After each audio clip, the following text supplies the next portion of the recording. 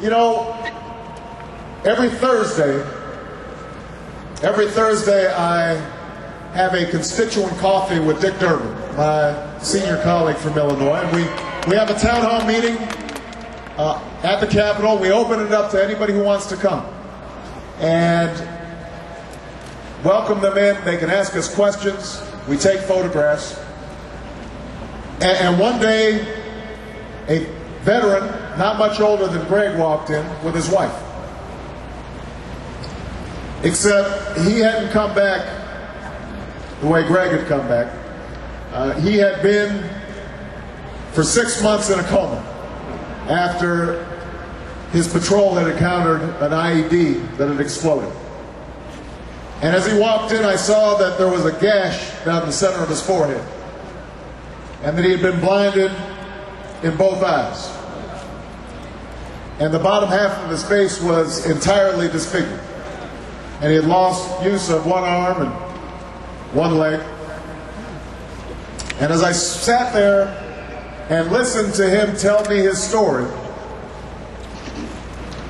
I wasn't looking at him, I was looking at his wife, looking into her eyes. As they described the adjustments and the difficulties of negotiating the bureaucracy in terms of getting disability benefits. And as they talked about their daughter, who was about my daughter's age, and having to make the adjustments of seeing their father changed like this. And then they talked about how their daughter had hugged this veteran and said, "I love you, Daddy," but also understood that their lives would never be the same again. I was reminded of why we're here today. And I was reminded of why I was running for president. Because what it told me, and what all of you understand, is that politics is not a game. The decisions that are made in Washington are not sport.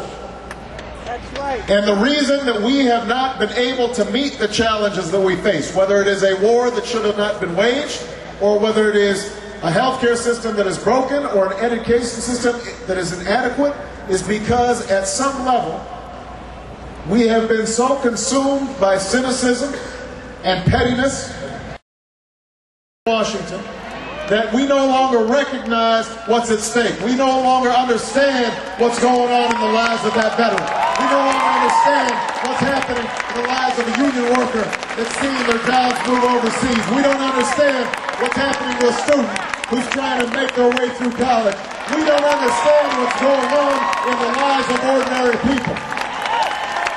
And we are here today because we said we've had enough and we want to change.